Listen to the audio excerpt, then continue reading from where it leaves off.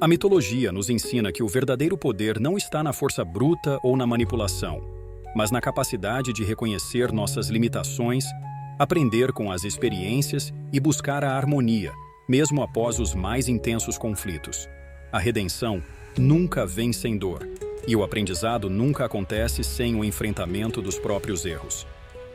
Os orixás, com suas histórias de glória e desgraça, nos lembram que, por trás das tempestades e dos vendavais que assolam o espírito, existe sempre a promessa de um novo amanhecer.